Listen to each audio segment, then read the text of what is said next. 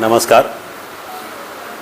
बऱ्याच दिवसानंतर आपण सर्व पत्रकार बांधव आणि मी आपण जवळजवळ दीड वर्षाच्या नंतर भेटतो आहे पत्रकार परिषदेच्या निमित्तानं. यापूर्वी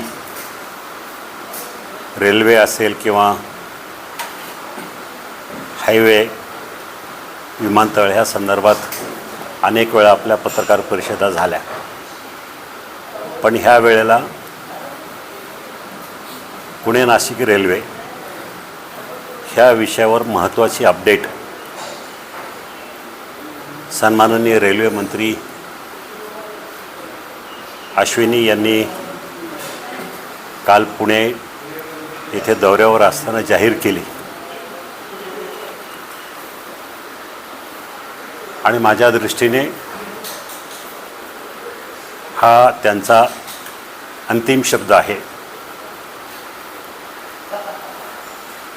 गेल्या अनेक वर्षापासून जुना रेल्वे मार्ग सोडून नवीन रेल्वे मार्गावर रेल्वे होणार अशा प्रकारची चर्चा होती. तो नवीन रेल्वे मार्ग म्हणजे पुणे शिर्डी नाशिक. परंतु तरीसुद्धा आपल्या भागातील जनता, बाजूच्या जिल्ह्यातील, बाजूच्या परिसरातील जनता आशावादी होती की काही जरी झालं तरी रेल्वे मार्ग आपल्या खेड, आंबेगाव, जुन्नर या तिन्ही तालुक्यातून जाईल अशा प्रकारची लोकांची मनापासून आशा होती. पण त्या आशा सर्व फोल करण्याचं काम काल केंद्रीय रेल्वे मंत्र्यांनी त्याच्यावर शिक्कामोर्तब केलं. मुळात आपल्या सगळ्यांना माहिती आहे, पुणे नाशिक रेल्वे हा गेल्या 20 वर्षापासूनचा आपला कंटिन्यूस पाठपुरावा असलेला प्रकल्प आज एकदाचा बासनात गुंडाळण्यात आलेला आहे. आणि माझ्या दृष्टीनं, आपल्या सगळ्यांच्या दृष्टीनं, शिवजन्मभूमीतील सगळ्या जनतेच्या दृष्टीनं हा काळा दिवस आहे. मी यासाठी म्हणतो आहे की मला आठवतं आहे, मी पहिल्यांदा खासदार झालो 2004ला. त्यावेळेला लोकांची काही फारशी मागणी वगैरे होती अशातला भाग नाही, किंवा पुणे नाशिक रेल्वेच्या संदर्भात चर्चाही नव्हती. पण मला वाटलं भविष्याचा विचार करता, ह्या भागातील शेतकऱ्यांच्या शेतीमालाचा विचार करता पुणे नाशिक रेल्वे होणं गरजेचं आहे. म्हणून मी पुढाकार घेतला. ज्यावेळेला रेल्वे मंत्रालयामध्ये चीफ इंजिनियरकडे गेलो त्यावेळेला त्यांनी सांगितलं की पूर्वीचे रेल्वे राज्यमंत्री सुरेश कलमाडी यांनी एकदा पुढाकार घेऊन सभागृहात मागणी केली आणि एक सर्वे झाला होता. तो सर्वे तोट्यामधलाच सर्वे आला होता, त्यामुळं तो प्रकल्प आपण गुंडाळून ठेवला. 2004ला निवडून आल्यानंतर 2005ला मी मागणी केली आणि त्यावेळेला एक सर्वे झाला. त्या सर्वेवर जवळजवळ 40-45 लाख रुपये खर्च करण्यात आले आणि सर्वेच्या अंतिम अहवाल जो आला त्या अहवालामध्ये असं लिहिलं होतं की जवळजवळ -1% आसपास, म्हणजे 80-85 पैसे, 1% आसपास हा रेल्वे प्रकल्प तोट्यात जाईल म्हणून तो सुद्धा गुंडाळण्यात आला. परत सातत्याने मी पाठपुरावा करतच राहिलो. 2007-8च्या दरम्यान पुन्हा त्यावेळेला सर्वे केला, तेव्हाही 0.45 त्याचा जो पॉईंट होता त्याच्यामध्ये तो निगेटिव्ह आला. नंतर 2009-10ला मनमोहन सिंग सरकारची दुसरी टर्म असते त्यावेळेला पुन्हा मी पाठपुरावा केला. त्यावेळेला मी सांगितलं, परिस्थिती समजून सांगितली सभागृहामध्ये आणि त्यावेळेला त्यांनी तो मंजूर केला. आणि त्यावेळेला म्हटलं कसा हा प्रकल्प तोट्यात जातो ते मी पाहू. आणि म्हणून त्या टीमबरोबर अगदी चाकणपासून नाशिकपर्यंत प्रवास केला, जवळजवळ 4-5 दिवसाचा 8 दिवसाचा प्रवास केला. त्यावेळेला मी स्वतःहून त्यांना काही जागा दाखवल्या. चाकण बाजार समिती, राजगुरुनगर बाजार समिती, मंचर, नारायणगाव हा सगळा परिसर शेतीमालानं कसा फुललेला परिसर आहे हे दाखवलं. आणि त्यावेळेला त्यांनी सर्वे केल्यानंतर सांगितलं की हा प्रकल्प थोडासा का होईना फायद्यात जातो आहे. आणि म्हणून त्याच्यावर नंतर मी पाठपुरावा करायला सुरुवात केली. पाठपुरावा केल्यानंतर त्यावेळेला लालू प्रसाद यादव रेल्वे मंत्री होते. त्यावेळेला त्यांनी सांगितलं की नवीन प्रकल्प करायचं झालं तर त्याला आपल्याकडं म्हणावं असं पुरेसं भांडवल नाही आहे. नेमकं त्याच दरम्यान राज्यमंत्री अनिल अंबानी होते, राज्यसभेचे खासदार. त्यांच्याबरोबर महाराष्ट्रातले काही लोक बसले होते. मी त्यांना विषय काढला, तर तुम्ही जर काही इन्व्हेस्टमेंट करता आली तर बघा, सरकार काही करतील.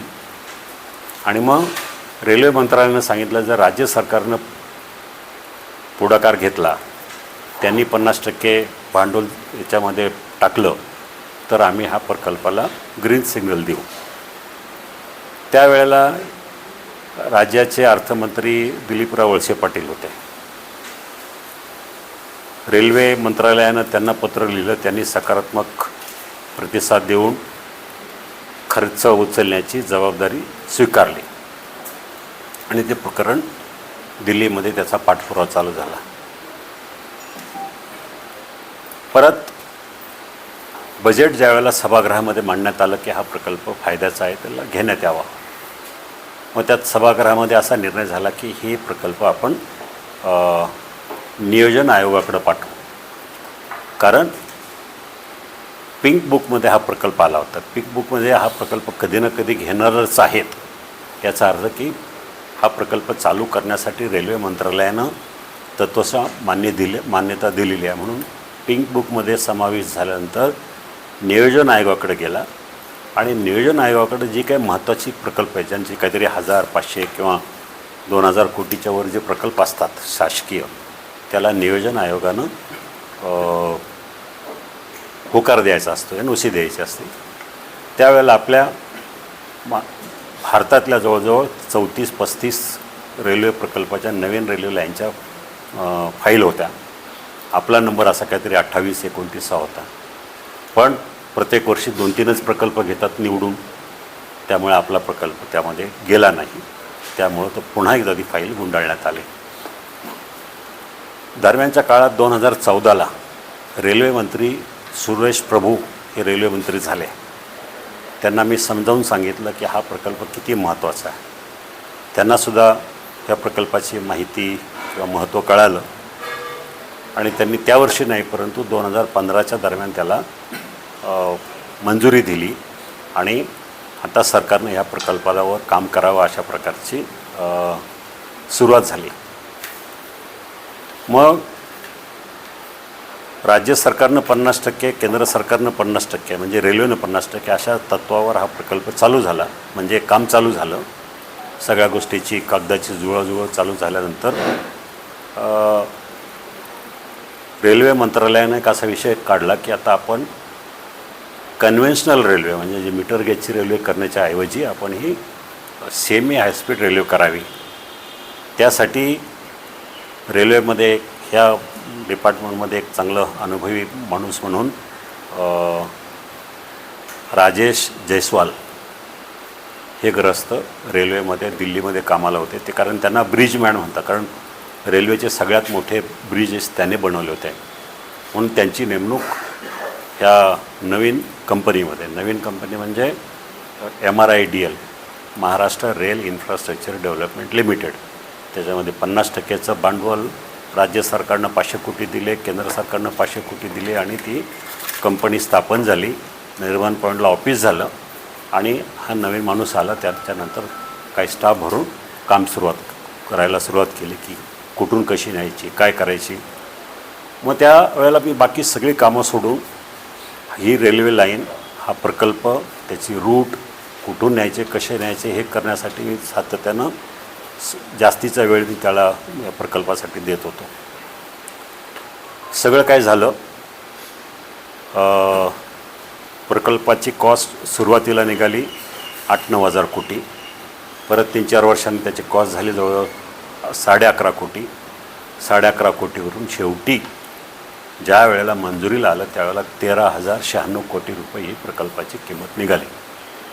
आणि त्यामध्ये असं ठरलं की 3,000 कोटी राज्य सरकारनं जमा करायचे, 3,000 कोटी मध्य रेल्वेनं म्हणजे सेंट्रल रेल्वेनं जमा करायचे, उरलेले 7,000 कोटी बाजारातून जमा करायचे. याच्या संदर्भात पुण्यामध्ये बैठका झाल्या, दिल्लीमध्ये बैठका झाल्या. तर बाजारातून करायचे म्हणजे कुणी, तर काही कंपन्यांना आपण कॉन्टॅक्ट करायला सुरुवात केली. रेल्वेनंसुद्धा मी माझ्या वतीनं आपल्या चाकण MIDCमधल्या 2 मोठ्या कंपन्या, त्यातली एकाने सांगितलं आम्ही 500 कोटी रुपये, जर रेल्वे होत असेल तर आम्ही 500 कोटी रुपये सीड कॅपिटल किंवा तुमचं जे भांडवल आहे ते करण्यासाठी आम्ही देऊ.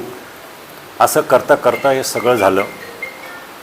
मग भूसंपादन चालू झालं, मार्ग फायनल झाला, रूट फायनल झाला. आणि त्या रूट तुम्हाला सांगितल्याप्रमाणे हा रूट आपल्या ह्या तिन्ही तालुक्यातून जात होता.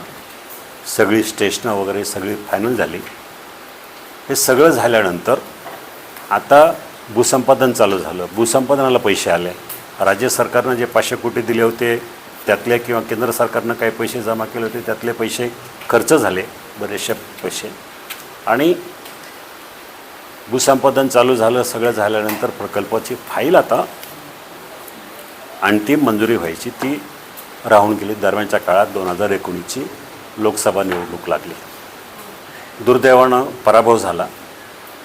सगळं काय शिजवून रेडीमेड तयार ठेवलं होतं. रेल्वे बोर्डाच्या चेअरमनकडं फाईल तयार होती. त्यांनी फक्त मंत्रालयातून मंत्र्यांबरोबर किंवा PM बरोबर बसून त्याच्यावर एक अंतिम मंजुरी घ्यायची होती, ती राहिली होती. मग त्याच्यानंतर दुर्दैवानं मला असं सांगावंसं वाटतं, खेदानं आजपर्यंत त्या फाईलच्या संदर्भामध्ये अनेक चर्चा, तर्कवितर्क लढवले गेले. कोणी कुठल्या पद्धतीनं फॉलोअप करतो आहे, कोण कसल्या पद्धतीनं फॉलोअप करतो आहे. परंतु त्याच्यानंतर फाईल म्हणून, प्रोजेक्ट म्हणून काही झालं नाही. नंतरच्या काळामध्ये रेल्वे मंत्र्यानं ठरवलं की हा प्रकल्प वाघोलीवरून सरळ नगरमार्गे शिर्डी न्यायचा आणि शिर्डीवरून नाशिकला, अशा प्रकारचं काहीतरी फॅडमध्ये आलं.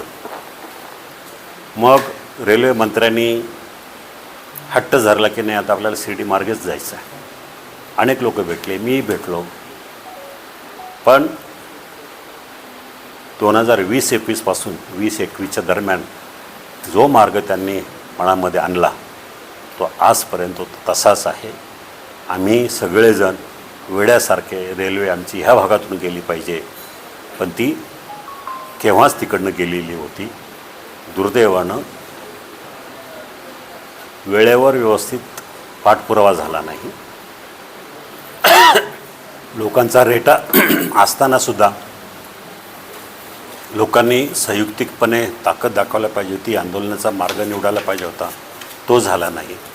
परिणामी छत्रपती शिवरायांच्या भूमीला टाळून दुसऱ्या बाजूनं रेल्वे जाते.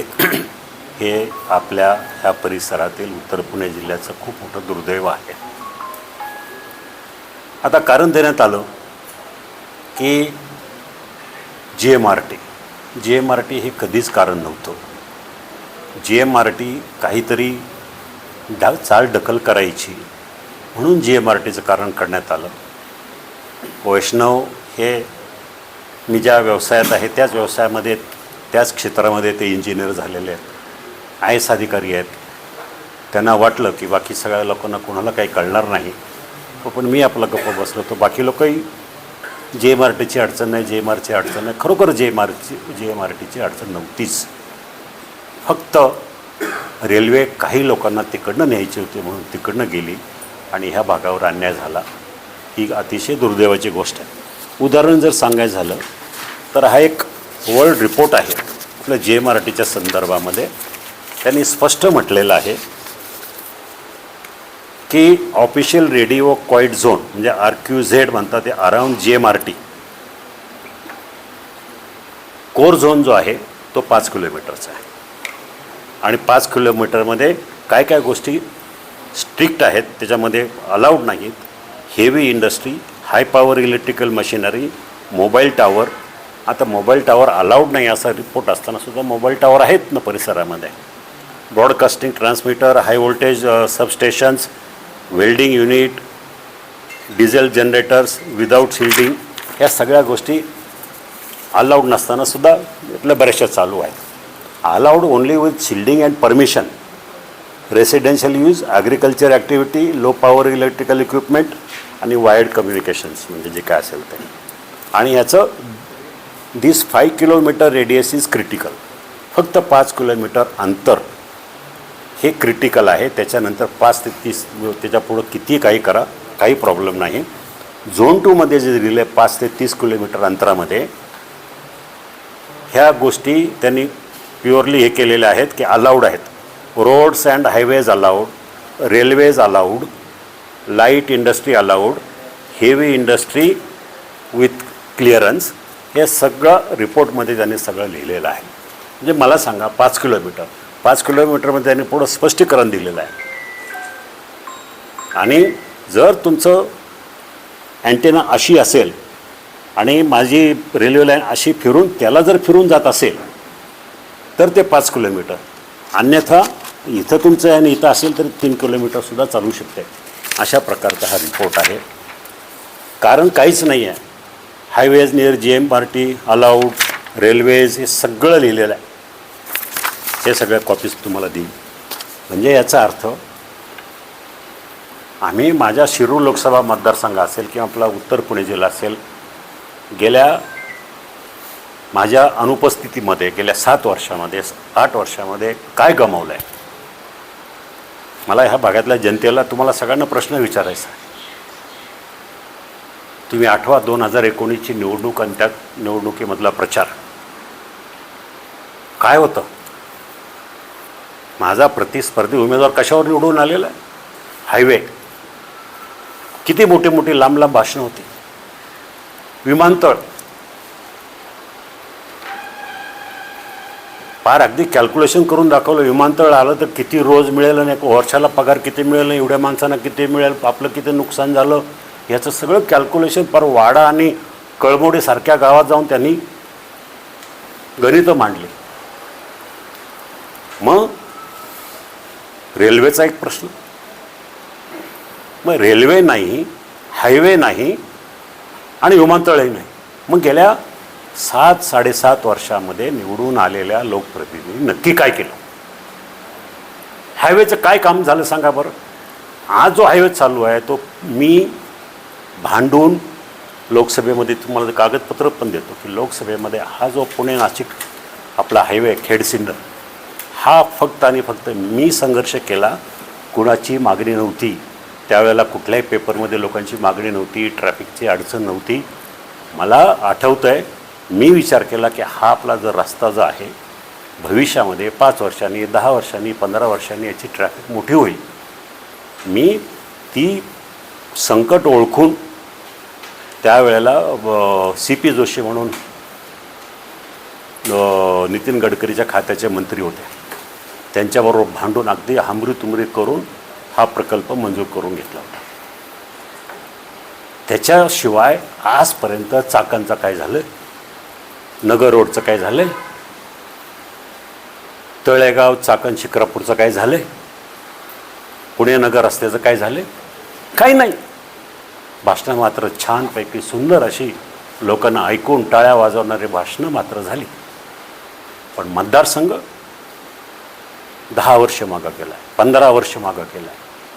मग लोकांना मला प्रश्न विचारायचा आहे जनतेला, मग आपण काय कमवलं आहे, काय मिळवलं आहे गेल्या 15 वर्षामध्ये. कुठल्या गावात जातो कुणालाही विचारा काय काम केलं. माझ्याकडं तर कामाची यादी आहे, तुम्हाला प्रत्येकाला देत आलं.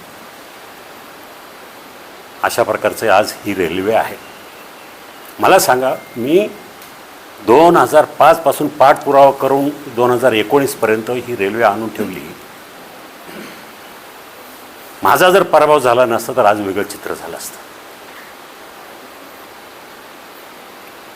पण पराभव झाला, माझं जे काय व्हायचं ते होईल, ठीक आहे. परंतु मतदारसंघाचं नुकसान झालं ही माझ्या दृष्टीने अतिशय वाईट घटना आहे.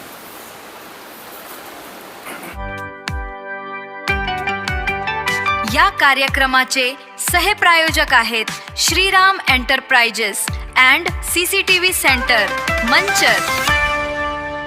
घर, कार्यालय, दुकान आणि उद्योगांसाठी आधुनिक सीसीटीव्ही सुरक्षा उपाय. आताच संपर्क करा 89 83 36 98 94.